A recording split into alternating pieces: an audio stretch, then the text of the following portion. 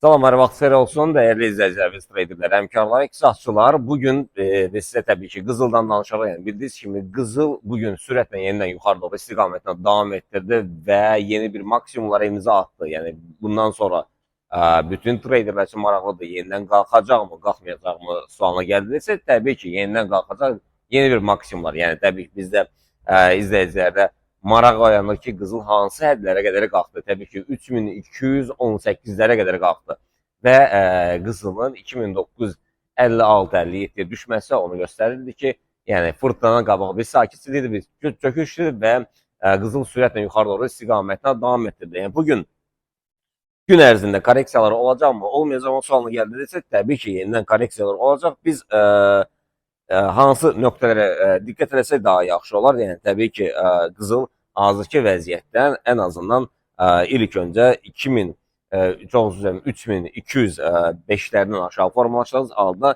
təbii ki, korreksiyalar olacaq və dünənin maksimum nöqtəsinə qədər yəni otura bilər. Keçək biz Bitcoin'a nələr baş verdi? Bitcoin'də səhər saatlarında yüksəlişlər baş verdi və biz 4 saatlı zaman etibarına baxsaq, yəni bu o yüksəliş yeni bir dalğanın yaranmasına imza atır. Təbii ki, yüksək gün ərzində, bugün mən sizə qısa bir məlumatı verəcəm. Yəni, ətraflı, deyək ki, hardasa 2 saatdan sonra ətraflı məlumatlar sizə verəcəm. Yəni, keçək biz crude oil'da yeni bir minimumdan sonra bugün yuxarı doğru korreksiyalar olacaqmı, olmayacaqmı sonra gəldiysə, təbii ki, qiymət 67'lərdən sonra yuxarı formalaşsa yenidən alışlar olacaq. Amma bugün səhər saatlarında deyək ki, yeni bir gap açılır. Təbii ki, gap'dən aşağı formalaşsa, əsasən də yəni 69'lardan 69 deyək ki, yəni ortalama götürsək,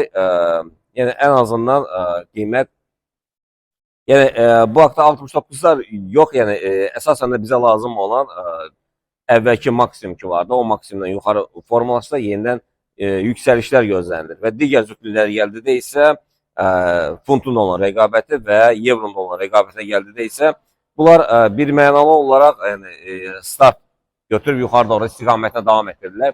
Yəni gün ərzində daha ətraflı məlumat verəcəm sizə evro dollar, funt dollar haqqında, yəni ümumi istiqamət yuxarıda, qızılda da yuxarı olduğu üçün deyək ki, bugün səhər saatlarında yeni bir maksimumdan sonra korreksiyalar gözlənilir. İnşallah görüşmə ümidi ilə sağ olun.